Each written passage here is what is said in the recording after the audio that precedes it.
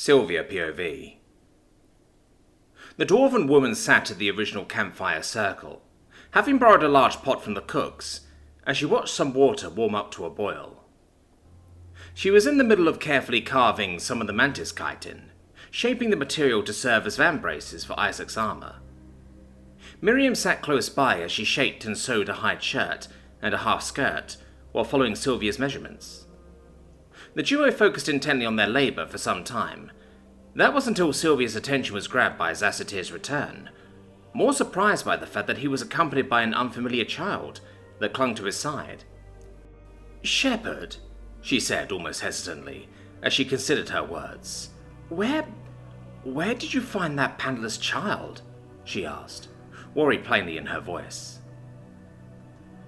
Zassatir seemed to smile with relief upon seeing her, as he approached with the rather cheerful Dodkin boy at his side. She could hear the boy's tail wagging with excitement as they walked up. "Ah, Sylvia, just the dwarf I wanted to see," he enthused kindly, as he looked at the Dodkin boy. "Grim, this is Sylvia and Miriam. Go on and say hello," he encouraged, as he let the boy's hand go. Grim eagerly rushed up, waving his hand after getting close. "New person. It's very, very nice to meet you. I'm Grim," he exclaimed excitedly to Sylvia, before going over to introduce himself to Miriam, before Sylvia could respond.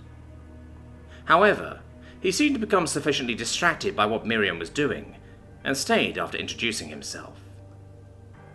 Sylvia had a bit of a warm smile on her face after such a cheerful greeting, though she resumed her worried expression as she stood and walked off a few steps away with Zassatir, quirking a brow at him curiously. "Explain," she said rather sternly, not wanting any complicated answers as she crossed her arms and glared up at the lizardkin man. Zassatir swallowed as he took a moment to gather his words, though, after a few moments of withstanding Sylvia's glare, he spoke up, being as honest as he could. "Vidmori entrusted me with the care of this boy for the evening. His name is Grim, and apparently he is wholly the creation of the dungeon that attacked Isaac and Tricia. He supposedly woke up a short while ago and was told to serve Vidmori," he explained in a harsh voice, almost entirely in a single breath. As Sylvia continued to watch with what could only be described as some kind of incredulity, he continued. "Vidmori would like me to integrate him with children his age, and see how he behaves." "What children his age? He sounds like he's less than a few days old," she replied, with an equally hushed voice, as she considered everything Zassatir had just dumped on her, before sighing, as she pinched the bridge of her nose before glancing at the boy again, watching as Miriam began taking his measurements. At the same time, he, in return, asked about what she's doing and what those measurements mean. Sylvia looks back to Zassatir, her expression softening as she uncrosses her arms. "Did you mean that? An entire beastkin child was found in the bottom of that terrible place? A child born only a couple of days ago, who is now walking around and talking like any other child? How can that be?" Zassatir looked uncertain for a moment, being confronted by a more grounded view with someone who had not interacted with or experienced any kind of dungeon magic beyond watching the longhouse get built. "I do not know. This sort of knowledge is beyond me. What I do know is that Vidmori has not led me or us as a community astray. He has done quite a lot for us for so little in return, and I can feel the intention behind his actions through my bond with him. I have no reason to doubt him," he explained, taking a slow breath before continuing. "All I really know is that Grim has been a very polite and enthusiastic child, being unrelentingly curious and cheerful. I would rather embrace that than rebuke him with suspicion and doubt," he stated. Sylvia considers that, looking back over at Grim, as he attempts to thread a needle while under Miriam's watchful eye. Looking back to Zassatir, she crosses her arms again, more uncertain rather than standoffish with the man. "I don't like it, but I also don't feel comfortable judging a child by his origins like this. I expect you to inform the others, but I'll support you if they push back," she explains, before looking at Miriam and speaking up. "Miriam, could you take Grim over to where we are keeping the extra clothes and get the boy some pants?" Miriam smiled pleasantly as she gave a nod. "Yes, ma'am." She then stood as she offered a hand to Grim. "Come along. Let's put those measurements to good use." Grim, ever eager for new experiences, practically bounced with exhilaration.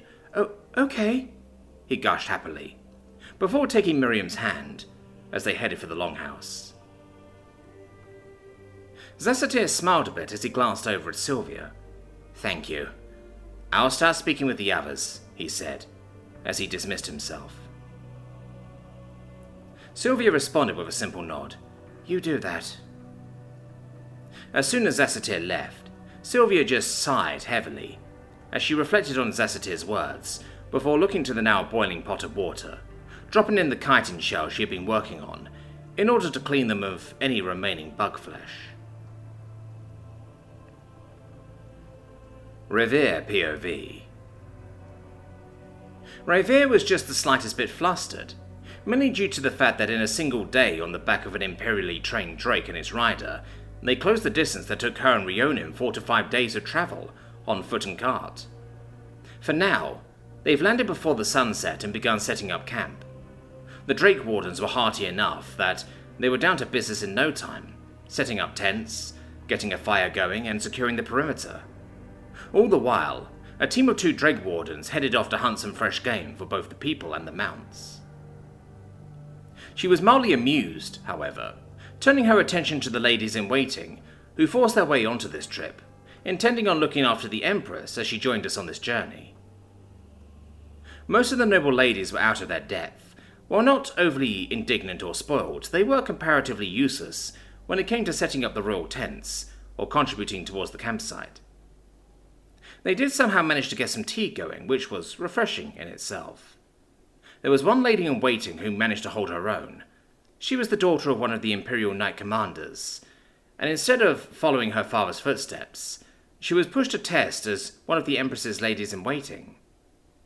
She was selected, much to her surprise. The Empress mentioned that this particular lady was something known as a tomboy, whatever that means. Regardless, the boyish woman took the lead in the woman's half of the camp, working alongside some of the female Drake Wardens in putting up the tents. At the same time, the other ladies did their very best to prepare a comfortable dining area for the Empress, and helped where they could in preparing a meal with what the Drake Wardens brought back. Eventually, things settled down, and the Empress was seated at a small fold-out table with 2 chairs. While the Empress sat at one, she invited Revere to join her, much to the elf's surprise, as she joined after some hesitation. The food was served, which ended up being a hearty stew of wild game, wild tubers and mushrooms, and some cream that was brought with them, all accompanied by a black tea of the Empress's choice. The duo quietly ate before the Empress spoke up. "So, Revere," she started, seemingly searching for her words. "Yes, Empress?" Revere replied politely, taking up a cloth napkin to gently wipe some spilled soup off her chin, having been slightly startled to be suddenly addressed mid-spoonful of stew. She took a few more moments before speaking up properly. "Can you tell me what the apocalypse was like? What have you seen of it, at least?" Revere blanched at that, a bit nervous about revisiting such brutal memories that weren't even hers. She slowly nodded, taking a sip of her tea before speaking up again. "Very well. What would you like to know?"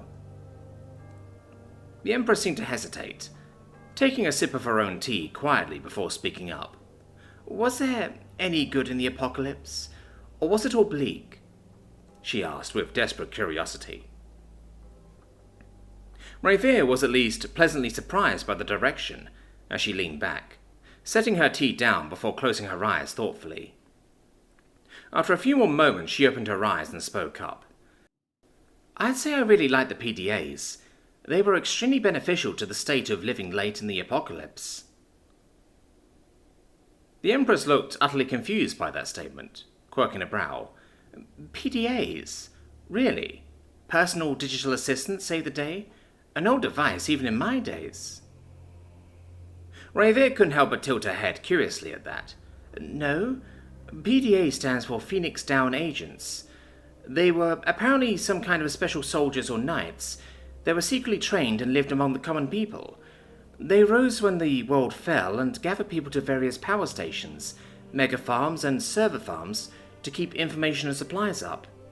Then those PDAs would train the ordinary people to be soldiers and knights to defend those places before becoming wandering warriors once the people could survive without them.